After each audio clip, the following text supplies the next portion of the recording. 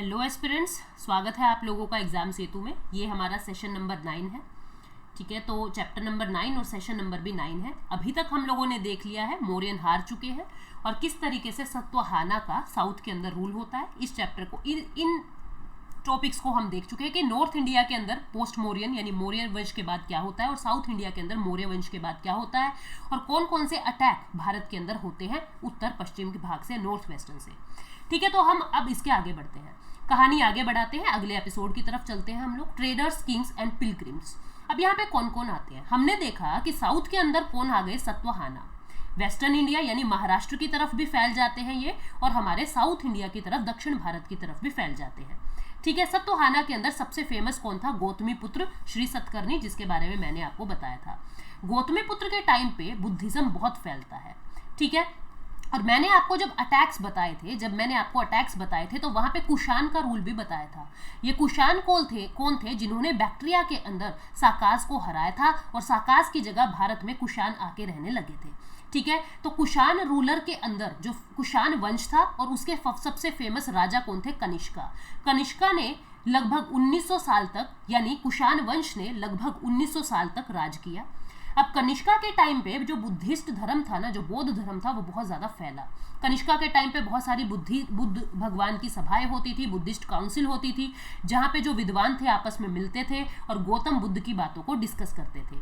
अश्वघोषा एक पोएट था, एक कवि था, जिन्होंने गौतम बुद्धा की पूरी बायोग्राफी लिखी, पूरा उनका चरित्र वर्णन किया, जिस बुक को क्या कहा जाता है? बुद्धा चरित्र। ये अश्वघोषा कुषाण यानी कनिष्का के टाइम पीरियड का कवि था, उसी के कोर्ट के अंदर ये कवि था। ठीक है, तो अश्वघोषा ने जो बुद्धिस्ट स्कॉलर था, उसने अश्वघोषा और बाकी जितने भी बुद्धिस्ट स्कॉलर थे, उन्होंने जितनी भी राइटिंग्स लिखी वो संस्कृत लैंग्वेज के अंदर लिखी है। अभी तक हम प्राकृत का यूज देख रहे थे, अब संस्कृत लैंग्वेज फिर से आ गई है।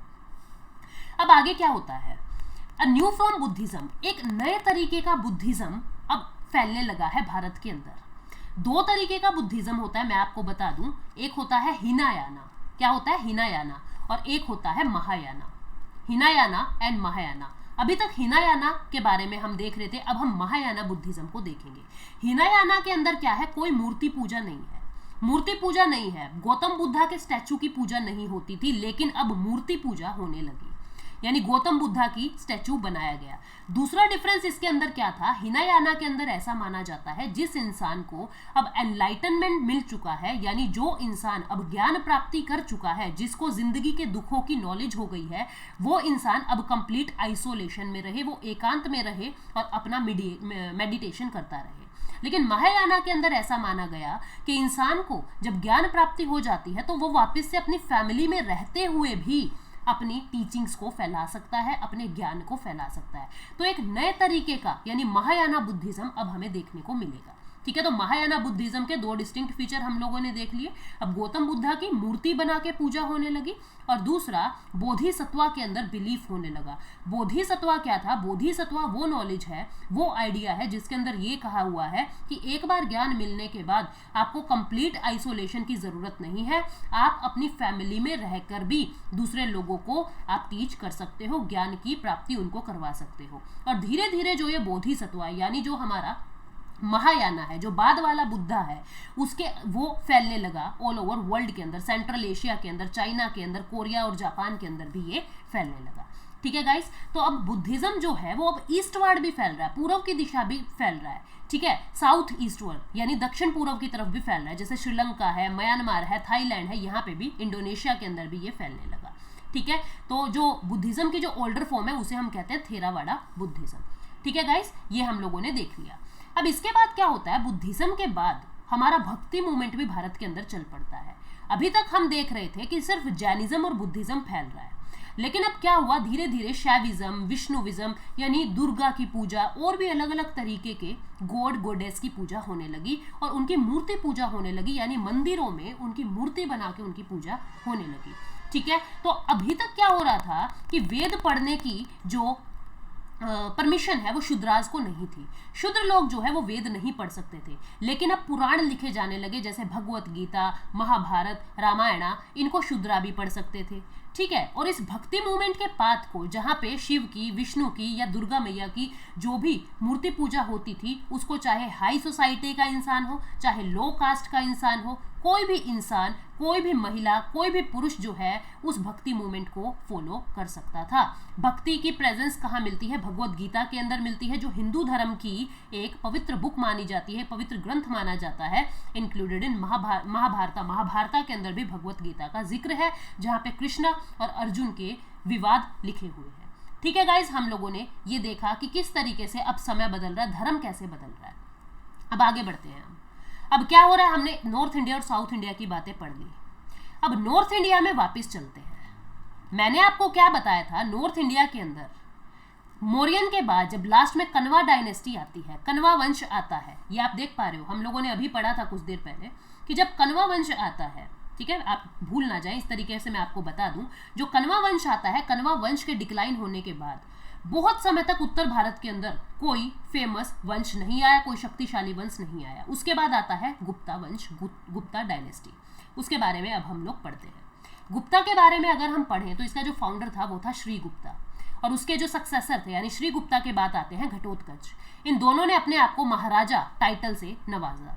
फिर उसके बाद आते हैं चंद्रगुप्ता वन, और उसके पुत्र थे समुद्रगुप्ता। इन दोनों ने अपने आप को महाराजा धीराज कहा। क्या कहा? महाराजा धीराज, यानी जो सब राजाओं में बड़े राजा हैं। समुद्रगुप्त के बाद आते हैं चंद्रगुप्त टू। चंद्रगुप्त द्वितीय के बाद उनके पुत्र हैं कुमारगुप्ता, कुमारगुप्त के पुत्र हैं स्कंदगुप्ता, स्कंदगुप्त के बाद आते हैं पुरुगुप्ता, और बहुत सारे और गुप्ता के राजा जो है वो आते रहते हैं।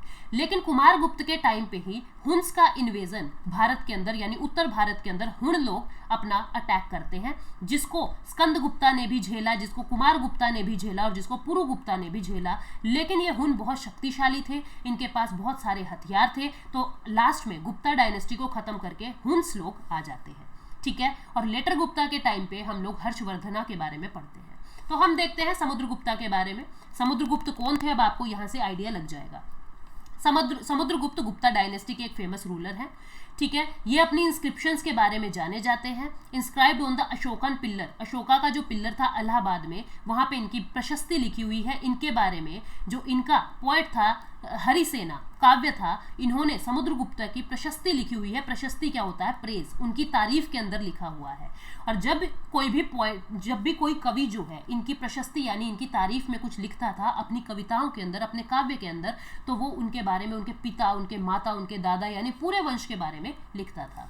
उनकी मदर कौन थी? यानी समुद्रगुप्त की बात हो रही है। समुद्रगुप्त की मम्मी थी कुमार देवी, जो लिच्छवी वंश से बिलोंग करती थी। ठीक है, और उनके पिता कौन थे? चंद्रगुप्त थे, और फर्स्ट रूलर थे गुप्ता डायनेस्टी के, जो was the first ruler of Gupta dynasty, जिन्होंने अपने आप को महाराजा धीराज के टाइटल से नवाजा था। और इसी तरीके से समुद्रगुप्त ने भी खुद को महाराजा धीराज कहा था। इनके कोर्ट में कालिदास पोएट भी थे। कालिदास बहुत विख्यात हैं, आप जानते भी होंगे कालिदास के बारे में।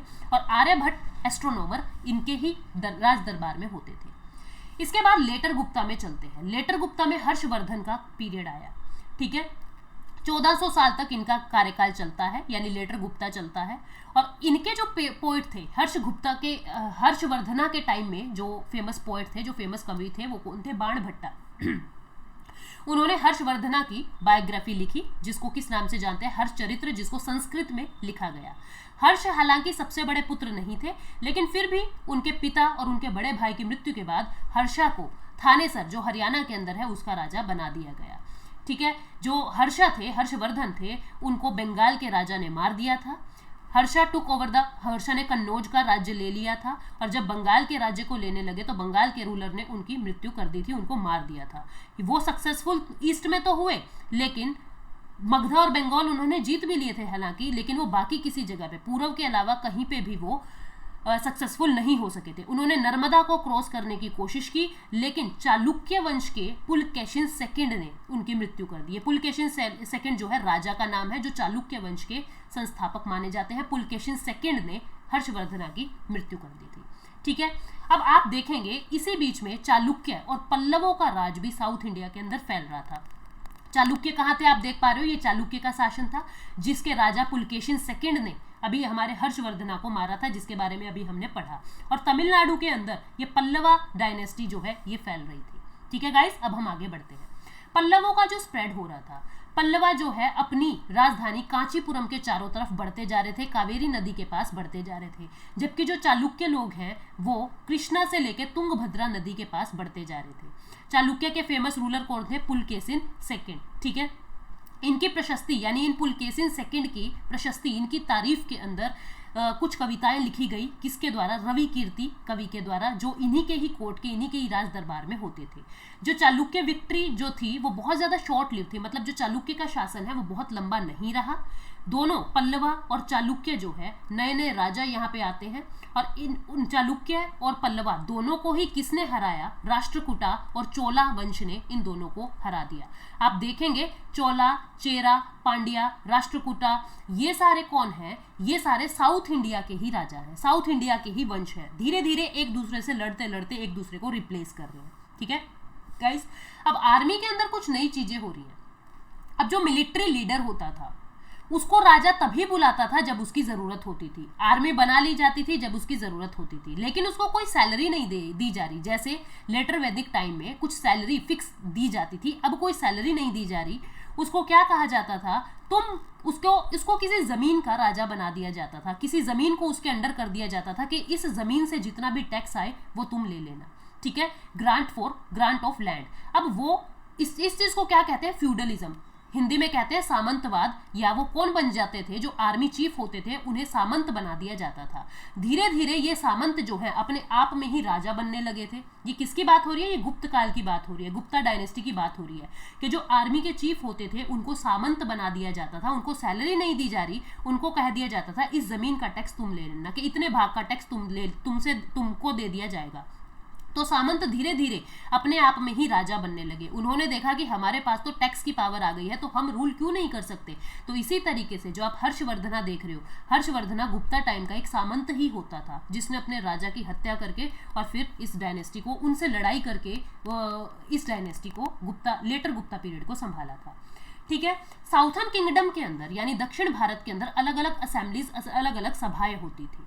एक सभा होती थी जिसका नाम, मतलब असेंबली का नाम क्या होता था? सभा। ये सभा कौन सी होती थी? जिसके अंदर ब्राह्मण लैंड ओनर्स होते थे, मतलब वो ब्राह्मण जिनके पास जमीन होती थी, उन ब्राह्मणों की मीटिंग को क्या कहा जाता था? सभा कहा जाता था। ठीक है, वो सब कमेटी की तरह काम करते थे। इरिगेशन, एग्रीकल्चर, ऐसे टॉपिक्स पे बातें करते थे कि रोड कैसे बनाने हैं, मंदिरों के अंदर काम कैसे होना है, इस तरीके की बातें इन सभाओं के अंदर होती थी।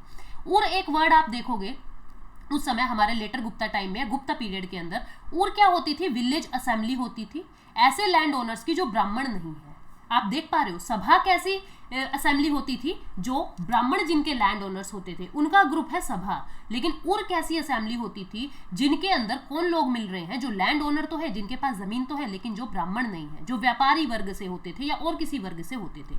नगरम किसको कह रहे हैं? नगरम ऐसी ऑर्गेनाइजेशन, ऐसी संगठन थी जो मर्चेंट्स की यानी व्यापारियों का ग्रुप होता था। तो इस तरीके से पावरफुल लैंड ओनर और व्यापारी जो है नगरम की स्थापना करते थे। ये अलग अलग सभाओं के अलग अलग असेंबलीज के नाम थे। उर, नगरम और सभा, हमने अलग अलग तरीके के काम देखे। ठीक है, अब कालिदास के बारे में अगर हम बात करें तो कालिदास एक कवि था, विख्यात कवि था गुप्त काल का।